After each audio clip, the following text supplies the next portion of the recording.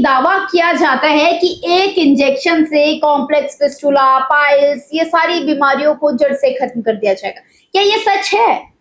आज मेरे साथ डॉक्टर परमेल चौधरी हैं, जो कि लेप्रोस्कोपिक और कोलोरेक्टल सर्जन हैं। इससे हम पूरी जानकारी लेंगे कि क्या सच है ये सर। मैडम, हर जगह मतलब मैं देखता हूँ, खास करके बस स्टैंड के पास, पुलिया के नीचे, या फिर जो अपने रेलवे स्टेशन जहाँ भीड़ भाड़ होती है, जहाँ अपने ग्रामीण क्षेत्र के लोग ज्यादा आते हैं, जिस एरिया में ना, पढ़े लिखे एरिया में तो ऐसी कोई बात आपको ज्यादा देखने को नहीं मिलेगी। दीवार पे भी लिखा होता है एक इंजेक्शन से फिस्टुला, फिशर या फिर पाइल्स जड़ से खत्म।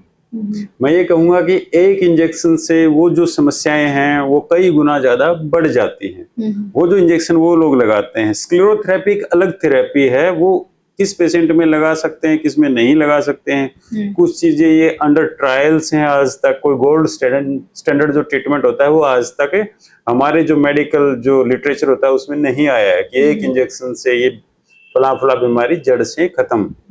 तो कहने का ये मतलब है, अगर ये फिस्टुला है, अब आपको मैं फिस्टुला का एक जो उसकी जो एक तरह से पैथोफिजियोलॉजी है, जो ये समस्या है उसको मैं समझाऊंगा। उसमें समस्या क्या होती है कि एक ट्रैक बना हुआ है, एक है या मल्टीपल है या ज्यादा ट्रैक्स, मतलब सुरंगें बनी हुई है।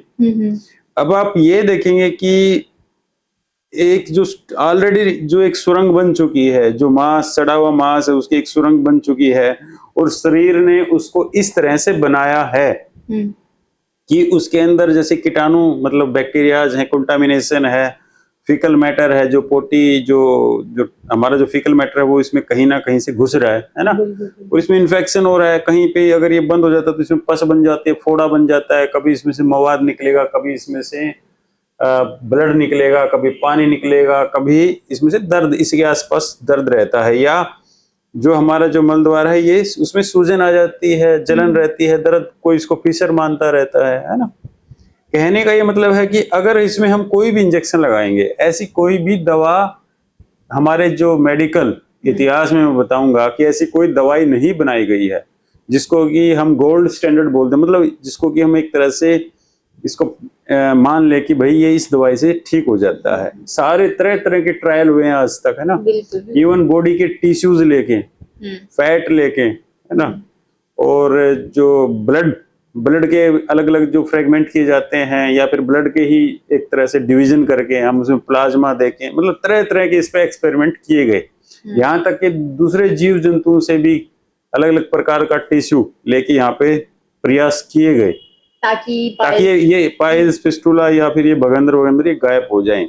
लेकिन जो इंजेक्शन वाली बात है, उससे ये मानिए कि वो बीमारियां जड़ से खत्म नहीं होती हैं, बहुत सारी बीमारियों की जड़ बन जाता है। अगर आप वही इंजेक्शन कहीं झोला छाप के पास लगाते हैं, जो कहते हैं ना एक इंजेक्शन से आपके जीवन की सारी कठिनाइयां खत्म, बीमारी खत्म, उनका बस चले तो ये कह दें कि जीवन में मतलब आपके ग्रह नक्षत्र या जो भी है वो भी एक इंजेक्शन से ठीक हो जाएंगे, है ना। वो इंजेक्शन क्या लगाते हैं, कोई इसमें तेजाब का इंजेक्शन लगा देता है। मैं झोला छापों की बात कर रहा हूँ, मैं ऐसे बात नहीं कर रहा कि मेडिकल कॉलेजों में जो भी हमारे जैसे एम्स है, आरआर है, चाहे वो आर्मी का है, चाहे वो पैरामिलिट्री का कोई कोई यस वो कभी आपको एडवाइस नहीं करेंगे कि फिस्टुला के अंदर या यहाँ पे कोई इंजेक्शन लगाओ, है ना। हाँ, अलग अलग ट्रायल्स चलते ही रहते हैं पूरे संसार में, पूरे विश्व में चलते ही रहते हैं कि जिसमें इंजेक्शन लगाओ, इसको साफ करो, कोई बोलता है इसमें एंटीबायोटिक इंजेक्शन लगा, कुछ लगा दो। सारे के सारे ट्रायल ऑलमोस्ट फेल हैं। आज तक किसी को भी इसी तरह के ट्रायल को स्टेब्लिश नहीं किया गया है कि जिससे कि इन बीमारियों का एक इंजेक्शन से जड़ से खत्म वाली कहानी बिल्कुल 100% झूठ होती है ना।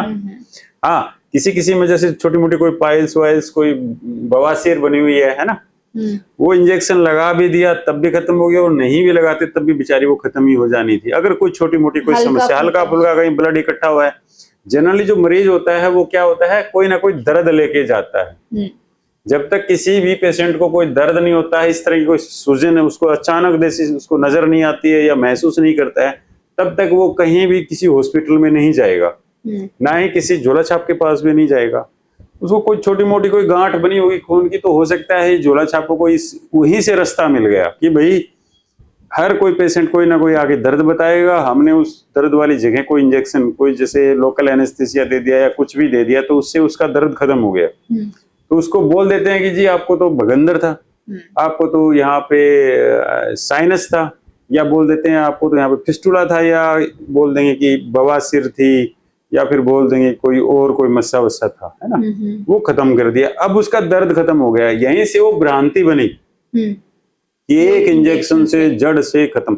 उस एक बात के लिए हजारों बेचारे जो इनोसेंट जो पेशेंट होते हैं, खासकर ग्रामीण क्षेत्र वाले, है ना, या मजदूर वर्ग वाले, वो ज्यादा मजदूर वर्ग वाले नहीं, मेरे पास बहुत सारे पढ़े लिखे भी आते हैं, मतलब मल्टीनेशनल कंपनियों में काम करने वाले भी आते हैं, इवन मतलब इंजीनियर, बड़े बड़े सॉफ्टवेयर, मतलब जो पूरे संसार की जानकारी गूगल पे देखने वाले लोग, वो भी इस गारंटी वाले जो इंजेक्शन के चक्कर में एक एक बार तो वो भी ट्रायल करके ही आते हैं। अब वो ट्रायल करने से क्या होगा, ये देखिए, कोई इंजेक्शन है और वो कहीं गलत जगह में गलत जगह तो क्या, उनके लिए तो सारी गलत जगहें हैं। जब झोला छाप को बेचारे को पता ही नहीं एनाटॉमी क्या है यहाँ की, ना कोई पैथोलॉजी ही नहीं पता, तो क्या ही लगाएगा और कहाँ ही लगाएगा, है ना। तो कहने का मतलब वो कहीं भी मांस में वो घुसेड़ देता है इंजेक्शन, उसमें तो क्या करता है, वो कॉकटेल बनाता है। कॉकटेल में क्या क्या होगा, एक तो होती है मतलब सुन्न करने वाली दवा, ऑब्वियसली वो सुन्न करने वाली दवाई लगाएगा तो 2-4 दिन तक उसको महसूस होगा पेशेंट को उस एरिया में, कुछ घंटे के लिए, कई बार वो कई दिन के लिए भी उसको यूं रहेगा कि हाँ हाँ कुछ तो गायब हुआ है, यहाँ से दर्द गायब हुआ है ना। उसमें कुछ स्टेरॉइड मिला लेते हैं, कुछ एंटीबायोटिक मिला लेते हैं, कोई फिनोल मिला लेता है, या कोई तेजाब मिला लेते हैं। वो जहां भी लगाएंगे वो एरिया गल सड़ जाएगा। छोटा मोटा अगर कोई मस्सा हुआ तो हो सकता है वो गल सड़ ही जाए बेचारा, नुकसान ही देगा। मतलब नुकसान करने के वो होते हैं ना कि एक मतलब छोटी उंगली में दर्द हुआ है ना, उस दर्द या टूटी है, ये इसमें फ्रैक्चर आया, तो उसका दर्द दूर करने के लिए उसने आपकी टांग को तोड़ दिया, तो ऑब्वियसली आप जो उंगली का दर्द है वो तो भूल ही जाएंगे, है ना। वही कहानी ये होती है कि वो आपको इतना दर्द कर देते हैं इंजेक्शन लगने के बाद कि पेशेंट तो कुछ तो ये बोलते हैं कि 1-2 महीने तक तो वो मछली की तरह तड़पते रहे बिस्तर पर, मछली की तरह तड़प। हाँ, अब एक एग्जांपल देता हूं मैं। मेरे पास अभी 4 दिन पहले एक ऐसा यंग मतलब लड़का आया, पेशेंट आया, बेचारे की उम्र होगी लगभग 27-28 साल उम्र, तो वो 2 साल के आसपास बोला कि मेरे जो नीचे गुदा मार्ग में एनल कैनाल जो होती है उसमें उसको कुछ अनइजीनेस बर्निंग, मतलब जो जलन जैसा कुछ महसूस हुआ, और वो गया और उसने कहीं से झोला छाप चौराहे जो मिलते हैं, चौराहे के आसपास लिखा हुआ होता है दीवार पे, एक इंजेक्शन से जड़ से खत्म। वो इंजेक्शन उसने कहीं से लगवाया, तो वो तो नीचे से गल सड़ गया। अब उसने 2-3 महीने तक उसी समस्या के साथ जूझता रहा। अब वो जो घाव बन गया, अब वो घाव क्या है, जहां भी वो लगा देते हैं तेजाब तो आसपास सड़ा देगा, वो घाव बन जाता है या दर्द रहता है, पहले वाला दर्द भूल ही जाता है। जो छोटा मोटा कोई मस्सा या इस तरह का कुछ बना था तो उसका दर्द तो उसको भूल ही गया बंदा।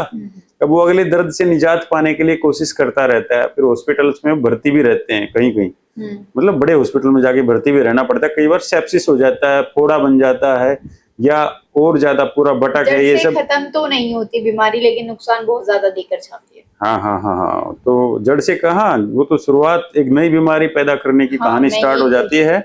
तो अब उसमें क्या निकला, जब वो मेरे पास आया मैंने उसका MRI कराया, मुझे डाउट हुआ, हमने उसको टच किया तो ये वुडन हार्ड, मतलब जो लकड़ जैसा हार्ड उसका मुझे मिला ये एरिया। तो मैंने पूछा भाई ये इस तरह से इतना हार्ड कैसे। अब उसकी वजह से जो फिकल मैटर है, पोटी नहीं आ रही है, मतलब निकल ही नहीं रही है नीचे वाले रास्ते से, रुकावट आ गई है, वो बिल्कुल लिक्विड कुछ चीजें ले पा रहा है, और लिक्विड ही कुछ है, तो वो थोड़ा बहुत टॉलरेट कर रहा है, सूख के बिल्कुल काटा हो गया।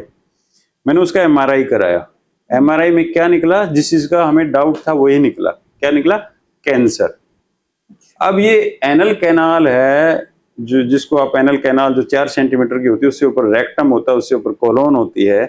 इस एरिया का कैंसर बहुत ही कॉमन है हमारे देश में, ठीक है।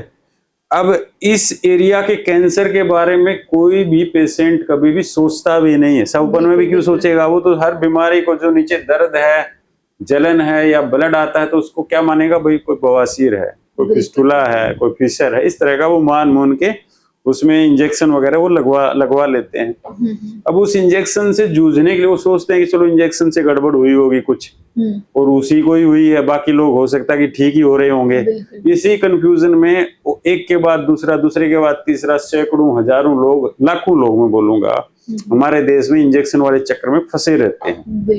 बट वो कैंसर है या कोई ट्यूमर बन चुका है ना, या फिस्टुला है या फीसर है या किसी और कोई और समस्या है, यहाँ पे क्रोन्स डिजीज है, बड़ी सारी ऑटोइम्यून डिसऑर्डर भी होते हैं, ट्यूबरक्लोसिस, टीबी का इन्फेक्शन हो सकता है, टीबी का फोड़ा भी हो सकता है। यहाँ पे कहने का है कि बीमारी क्या थी, अब क्या लेके चले थे मन में, जैसे क्या था कि ये तो पाइल्स है, नीचे कहीं भी छोटा मोटा जलन होता है तो हर कोई सोचता है पाइल्स है। लोगों को ये रहता है ना टाइम बचाने के चक्कर में कि इंजेक्शन है उससे 1 मिनट में जो है समाधान हो जाएगा।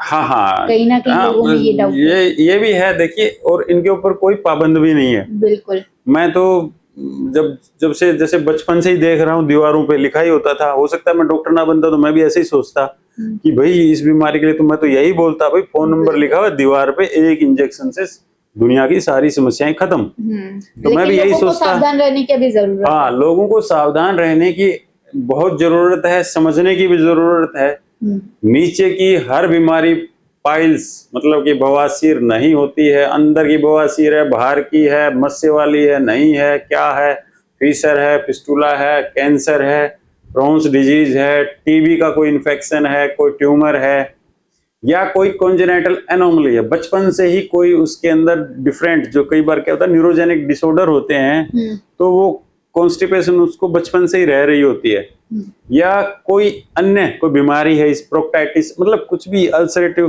कोलाइटिस है, अनेक बीमारियां हैं जो यहाँ पे होती हैं। बट हर बीमारी को, हर जो ब्लड निकलने वाली समस्या को या वहां से पस निकलने वाली समस्या को आप कोई साधारण समस्या नहीं मानना है, जब तक कि 4-6 डॉक्टर उस पर ओपिनियन ना दे दें। या फिर अगर आपके पास समय नहीं है, आप शॉर्टकट ही चलना चाहते हैं, तो सीधा किसी न किसी जो कोलोरेक्टल जो सर्जन की बात कर रहा हूँ, ये नहीं कोई प्रोक्टोलॉजिस्ट लिख के बैठ जाता है, ऐसा नहीं। डिग्रियां होनी ही चाहिए उनके पास, कम से कम डिग्रियां होने के बाद उस बंदे को ढूंढ तो सकते हैं। बिल्कुल। कुछ लोगों का यही चमत्कार मतलब इस तरह का करते हैं कलाकारी कि आज इस शहर में बैठेंगे, कल को पटना में बैठ जाते हैं, परसों बनारस में चले जाते हैं, कभी कलकत्ता चले जाते हैं, और कभी मतलब उसको ढूंढना ही मुश्किल है। बिल्कुल। आप आज सोमवार को जाओगे, मंगलवार को अगर आपको दिक्कत होगी, आप वापस जाओगे तो कोई दूसरा ही बंदा मिलेगा। मतलब टेक्निक इस तरह की है कि वो बंदा आपको ढूंढेगा कैसे। अरे भाई, आपके अगर जो कागज है जिसपे आपने उसका इलाज किया, वहां आपका अगर कोई यस स्टैम्प की बात नहीं है, उसमें आपका रजिस्ट्रेशन नंबर है कि नहीं है, बिल्कुल, और जो रजिस्ट्रेशन नंबर जो जिस डॉक्टर की डिग्री लिखी है वो है भी कि नहीं है ना, वो आजकल तो ऑनलाइन भी चेक हो जाती है। बिल्कुल। कहने का ये मतलब है कि जो गुदा मार्ग के आसपास होने वाली समस्याओं के समाधान के लिए अगर हम जाते हैं किसी झोला छाप के पास, तो वो आपकी समस्याओं को 1 गुना नहीं, 100 गुना भी नहीं, वो 1000 गुना बढ़ा देता है। कैंसर होगा तो समझ लो 2-4 साल तो आप उसके चक्कर ही काटते रहेंगे, तब तक वो स्टेज 4 में जा ही चुका होगा। हालात और ज्यादा बिगड़ जाते हैं, हालात जानलेवा हो जाते हैं, बिगड़ भी जाते हैं, और ना ही फिर उस बीमारी जो फैली हुई बीमारी उसका कोई ट्रीटमेंट हो पाता। फिस्टुला है, कॉम्प्लेक्स फिस्टुला है तो उसका इलाज है। अगर बवासीर है, इंटरनल है, एक्सटर्नल है, जो भी है, उसके साधारण से साधारण आजकल ट्रीटमेंट हैं। और जो आपका ये फीसर वीसर है उसके लिए तो बहुत ही सिंपल मैनेजमेंट है ना। तो कहने का मतलब है शुरुआत में ही आप अच्छे डॉक्टर के पास जाइए, और गुदा मार्ग से होने वाली कोई समस्या है तो उसको आप बिल्कुल वैसे मत लीजिए कि भाई ये तो कुछ भी समस्या नहीं, साधारण ना मानिए, साधारण बिल्कुल साधारण मत मानिए, जब तक कि वो प्रूव ना हो जाए, जब तक कि आपको आपका जो कंफ्यूजन है वो भी दूर ना हो जाए, आपकी समस्या दूर ना हो जाए, तब तक अगर आपका एक डॉक्टर से आपको संतुष्टि मतलब आपके ट्रीटमेंट से रिलेटेड जो बातें हैं वो क्लियर नहीं हो पाती हैं, तो आप 4 डॉक्टरों के पास जाइए, आप 10 डॉक्टरों के पास जाइए। और आज के दिन तो बहुत आसान है ये काम ना, आप कहीं जाइए, वो चाहे मैं हूं चाहे आप है, अगर आपको कोई भी आपका इश्यू है, कोई समस्या है, तो आप एक के बजाय 10 डॉक्टरों के पास जाइए, 2 के पास जाइए, एटलीस्ट एक की जो सलाह प्रॉपर लें। हाँ, वो इंजेक्शन के चक्कर में इस तरह से अपना जीवन खतरे में नहीं डालना है।